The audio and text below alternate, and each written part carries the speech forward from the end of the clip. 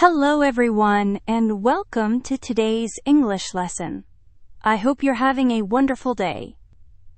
Today we're going to learn 50 very useful English phrases that you can use every single day. These phrases will help you speak more naturally and understand English speakers better. Learning these phrases is really important because native speakers use them all the time in normal conversations. When you know these phrases, you will feel more confident when you speak English. You will also understand movies, TV shows, and real conversations much better. So get comfortable, relax, and let's begin our journey through these essential English phrases. Let's start with our first phrase. How are you doing? This is a very friendly and common way to ask someone about their day or how they feel. You can use this phrase with your friends, your family, your coworkers, or even people you don't know very well. It's a bit more casual than asking, "How are you?" For example, imagine you arrive at work in the morning and you see your colleague in the hallway. You can smile and say, "Hey, how are you doing?" Your colleague might answer, "I'm doing great, thanks for asking." Or they might say, "Not bad, just a little tired today." This phrase is perfect for starting conversations and showing that you care about other people. Our second phrase is "What's up?" This is a very casual and informal greeting that young people especially like to use. It's basically asking what's happening or what are you doing, but in a very relaxed way. You would use this with friends or people you know well, not in formal situations like job interviews or business meetings. For example, you meet your friend at a coffee shop and you say, "Hey, what's up?" Your friend might respond, "Not much, just finished work." Or they might say, "Nothing special, just hanging out." It's a simple and friendly way to say hello and start talking. The third phrase is "long time no see." This one is really useful when you meet someone you haven't seen for a long time. Maybe you see an old friend from school at the supermarket, or you run into a former coworker at a restaurant. You can say, "Oh wow, long time no see, how have you been?" This phrase immediately tells the other person that you're happy to see them and you remember them. They will usually respond by telling you what they've been doing recently. It's a warm and friendly way to reconnect with people from your past. Now let's talk about some phrases for daily activities. The fourth phrase is "grab a bite." This is an informal way to say let's eat something quickly. It doesn't mean having a big, formal meal. It means getting a quick snack or a simple meal. For example, you're at work and it's lunchtime. You're hungry, but you only have 30 minutes. You can say to your colleague, "I'm hungry. Do you want to grab a bite at the sandwich shop downstairs?" Or maybe you're shopping with a friend and you both feel hungry. You can suggest, "Let's grab a bite before we continue shopping." It's a casual and easy way to suggest eating together. The fifth phrase is "take a break." This means to stop what you're doing for a short time and rest. When you study or work for many hours without stopping, you get tired and your concentration becomes poor. Taking a break helps you relax and refresh your mind. For example, you've been studying English for 2 hours and you feel exhausted. You can say to yourself, "I need to take a break." Or if you're studying with a friend, you can suggest, "Let's take a break and have some tea." At work, you might say to your coworker, "I've been working on this report for 3 hours. I really need to take a break. This phrase is important for maintaining good health and productivity. Our sixth phrase is run errands. This means doing small necessary tasks, usually outside your home. These tasks might include going to the bank, buying groceries, picking up dry cleaning, mailing a package at the post office, or getting your car washed. For example, your friend calls you on Saturday morning and asks if you want to go to the movies. You might say, "I'd love to, but I need to run some errands first. Can we meet in the afternoon?"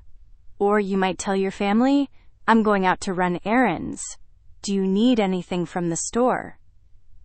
It's a very practical phrase that you can use almost every week. The seventh phrase is hang out.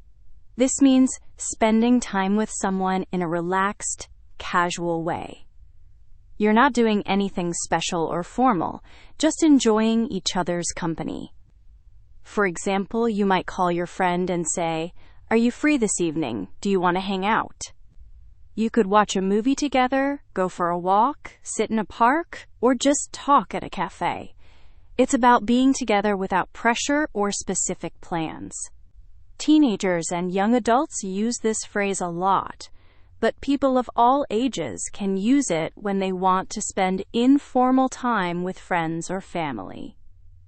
The eighth phrase is hit the road. This is an informal way to say it's time to leave or start a journey.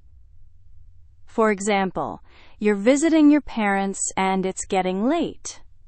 You might say, "It's 9 o'clock. We should hit the road," or "We'll get home very late." Or imagine you're planning a road trip with friends. In the morning, someone might say, "Okay, everyone, let's hit the road. We have a long drive ahead." It's a casual and energetic way to say, "Let's go," or "Let's leave now." The ninth phrase is call it a day. This means to stop working or to decide that you've done enough for today. For example, you're working on a project at home and you've been working since morning. It's now evening and you're tired. You might say, "I think I'll call it a day and continue tomorrow." At work, your colleague might say, "It's 6 o'clock. Should we call it a day?" It's a polite way to suggest finishing work for the day. This phrase shows that you recognize when you've done enough and it's time to rest. The 10th phrase is pick up. This phrase has several meanings, but the most common one is to collect something or someone. For example, you might say, "I need to pick up my children from school at 3 o'clock. Or you could say, "Can you pick up some bread from the bakery on your way home?" Another example is, "I have to pick up my suit from the dry cleaner." It's a very useful phrase that you'll use often in daily life. Now let's move to phrases about time. The 11th phrase is "I'm running late." This means you're behind schedule and you won't arrive on time. For example, you're supposed to meet your friend at 2 o'clock, but there's heavy traffic and it's already 1:50. You can call your friend and say, "Sorry, I'm running late. I'll be there in about 20 minutes. Or at work, if you're stuck in a meeting and you have another appointment, you might text someone, "I'm running late. Please start without me." It's a polite way to inform others that you'll be delayed. The 12th phrase is, "Hold on a second." This means, "Wait a moment," or "Give me a minute." For example, you're cooking dinner and your phone rings. You answer and say, "Hi, can you hold on a second? Let me turn off the stove." Or someone asks you a question while you're finishing an email. You can say, "Hold on a second. Let me just send this email first." It's a polite way to ask someone to wait briefly while you finish what you're doing. The 13th phrase is just in case. This means as a precaution, even if something might not happen. For example, the weather forecast says it might rain this afternoon. Before you leave home, you think, I'll take an umbrella just in case. Or you're going on a trip and you think, I'll pack some extra money just in case I need it. This phrase shows that you're being careful and prepared for different possibilities. The 14th phrase is call it a night. This is similar to call it a day, but specifically for the evening or nighttime. It means you're ready to stop what you're doing and go to bed, or end your evening activities. For example, you're at a party with friends, and it's getting very late. You might say, I'm tired, I think I'll call it a night. Or you're working late at home and you finally decide, it's midnight, I should call it a night, and get some sleep. Now let's talk about phrases for expressing feelings. The 15th phrase is, I'm beat. This is an informal way to say you're very tired or exhausted. For example, after a long day at work, you come home and your roommate asks how you're feeling. You can say, I'm beat. I had so many meetings today. Or after exercising at the gym, you might say, wow, that workout was intense. I'm beat. The 16th phrase is, I'm feeling under the weather. This is a polite and gentle way to say you're sick or not feeling well. It's not used for serious illnesses, but for common problems like a cold, headache, or upset stomach. For example, your boss asks if you're coming to work tomorrow. You might say, I'm feeling a bit under the weather.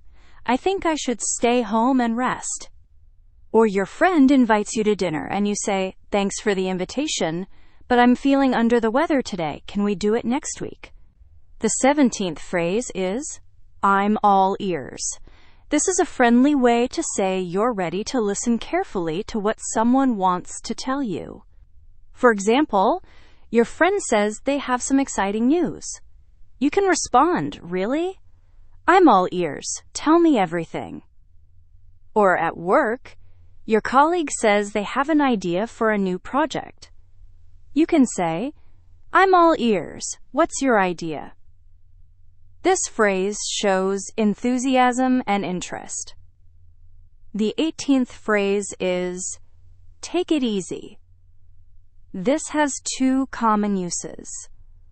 First, you can tell someone to relax or calm down if they're stressed or worried. For example, your friend is very nervous about an exam. You can say, take it easy. You've studied hard. You'll do fine. Second, you can use it as a casual goodbye. When you're leaving, you might say, okay, I'm going now. Take it easy. Moving to phrases about making decisions, the 19th phrase is, it's up to you. This means you're letting the other person decide. For example, your friend asks, should we watch an action movie or a comedy? You can answer, I don't mind either one, it's up to you. Or at a restaurant, someone asks what you should order. You might say, it's up to you, I'm happy with anything. The 20th phrase is, let's play it by ear. This means, let's not make fixed plans now, let's decide later based on the situation.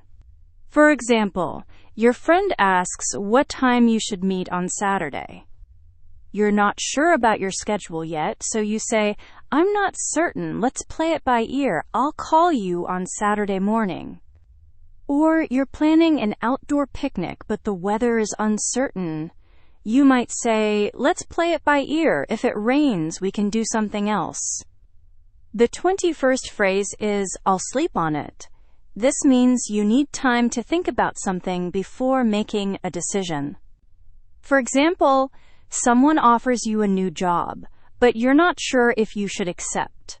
You can say, "It's a big decision. Can I sleep on it and give you my answer tomorrow?" Or a salesperson asks if you want to buy something expensive. You might say, "Let me sleep on it. I'll come back if I decide to buy it." The 22nd phrase is, "It's a no-brainer." This means the decision is very easy and obvious. For example, someone asks if you'd prefer $1,000,000 or $10. You laugh and say, "That's a no-brainer. Of course I'd choose $1,000,000. Or your friend asks if you want to go to the beach on a beautiful sunny day. You say, "It's a no-brainer. Let's go." The 23rd phrase is, "I'm on the fence." This means you can't decide between two options. For example, you're looking at two apartments, and both are nice. Your friend asks which one you'll choose. You say, "I'm still on the fence. They're both good in different ways." Now let's discuss phrases about easy and difficult things. The 24th phrase is, "It's a piece of cake." This means something is very easy. For example, your friend is worried about a test. You've already taken it, and it was simple. You can reassure them by saying, "Don't worry, it's a piece of cake. You'll do great." The 25th phrase is, "It's not a big deal." This means something isn't important or serious. You use it to make someone feel better or to show that you're not upset. For example, someone accidentally spills coffee on your shirt and apologizes repeatedly. You can say, "Don't worry, it's not a big deal. It's an old shirt anyway." The 26th phrase is, "Cost an arm and a leg." This is a colorful way to say something is very expensive. For example, you're looking at a luxury car. Your friend asks if you'll buy it. You say, "I'd love to, but it costs an arm and a leg. I can't afford it." The 27th phrase is, "break the ice." This means to start a conversation or make people feel comfortable in an awkward situation. For example, you're at a party where you don't know many people. To break the ice, you start talking about the music or the food. Let's move to phrases about work and productivity. The 28th phrase is, "get down to business." This means to stop casual conversation and start working seriously. For example, at a meeting, after people chat for a few minutes, the manager says, "Okay, everyone, let's get down to business and discuss the new project." The 29th phrase is, "get the ball rolling." This means to start something or begin a process. For example, you're planning an event and there's a lot to do. Someone says, "We have so much to organize. Let's get the ball rolling by making a list of tasks." The 30th phrase is, "I'm swamped." This means you have too much work and you're very busy. For example, your friend asks if you can help them move to a new apartment this weekend. You'd like to help, but you say, "I'm sorry, I'm swamped with work. Right now, I have 3 deadlines this week." The 31st phrase is, "I'm on it." This means you'll do something immediately, or you're already working on it. For example, your boss asks you to send an important email. You respond confidently, "I'm on it. I'll send it right away." Now let's look at phrases about agreement and understanding. The 32nd phrase is, "you're spot on." This means someone is exactly right or completely correct. For example, your friend guesses that you're tired because you stayed up late. You say, "You're spot on. I only slept 4 hours last night." The 33rd phrase is on the same page. This means everyone understands and agrees about something. For example, before starting a group project, the leader says, "Let's make sure we're all on the same page about our goals." The 34th phrase is "that rings a bell." This means something sounds familiar, but you can't remember exactly. For example, someone mentions a restaurant name, and you say, "That rings a bell. I think I've heard of it before." The 35th phrase is "hit the nail on the head." This means to say exactly the right thing or identify the exact problem. For example, you're feeling stressed, and your friend says, "It's because you work too much." You respond, "You hit the nail on the head. That's exactly the problem." Let's discuss phrases about problems and solutions.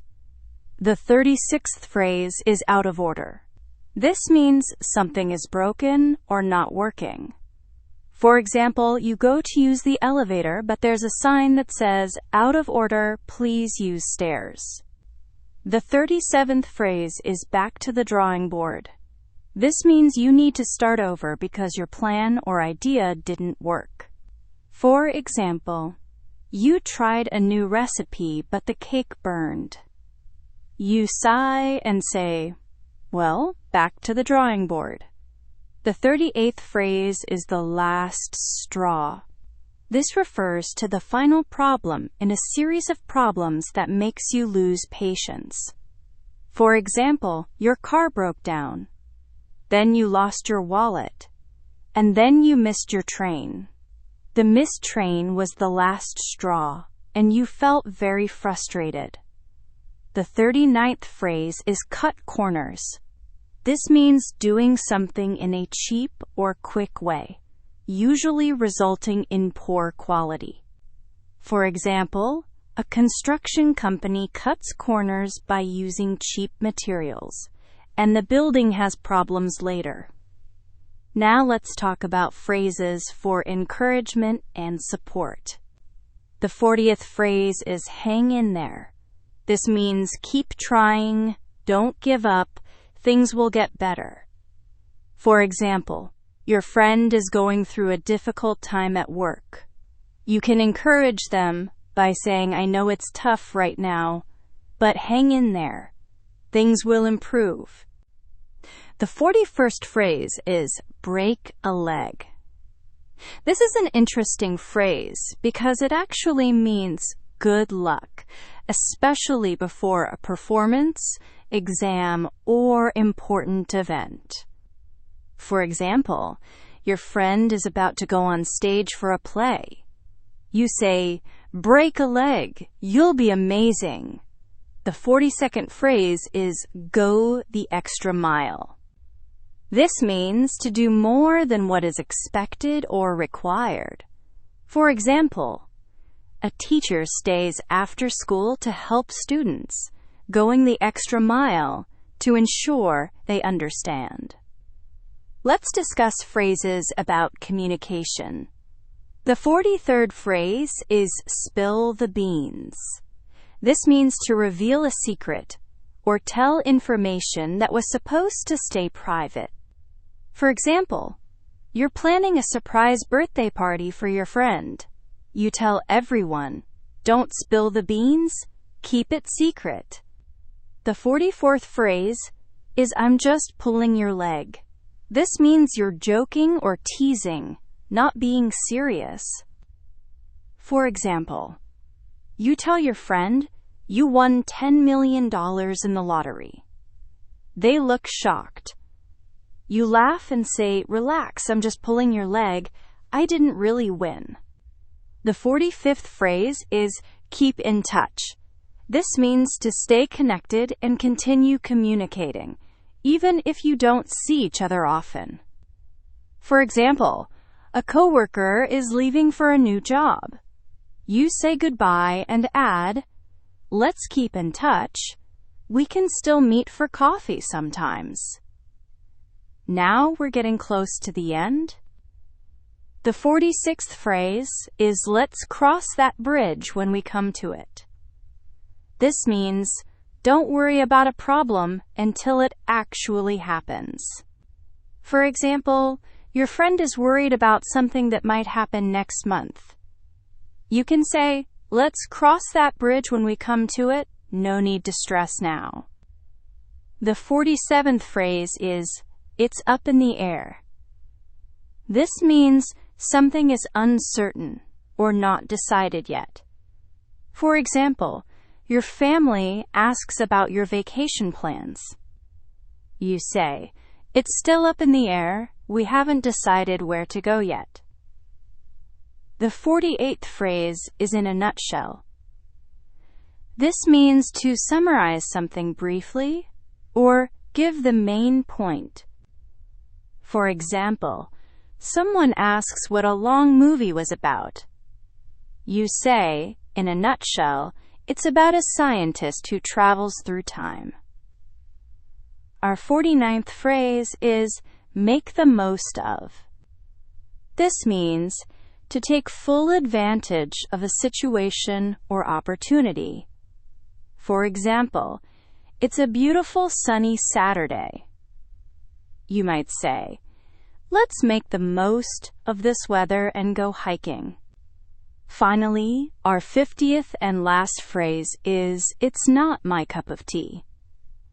This is a polite way to say you don't like something, or it's not your preference. For example, someone invites you to a heavy metal concert, but that's not your style of music. You can politely say, "Thanks for the invitation, but heavy metal isn't really my cup of tea." And there we have it, 50 essential English phrases for daily life. I hope you found this lesson helpful and interesting. These phrases will make your English sound much more natural and fluent. The best way to remember them is to practice using them in real conversations. Try to use at least 1 or 2 new phrases every day. Listen for them in movies, TV shows, and conversations with native speakers. The more you hear and use these phrases, the more natural they will become. Thank you so much for listening today. Keep practicing your English, stay motivated, and remember that learning a language takes time and patience. Good luck with your English learning journey, and I'll see you in the next lesson. Goodbye, and take care.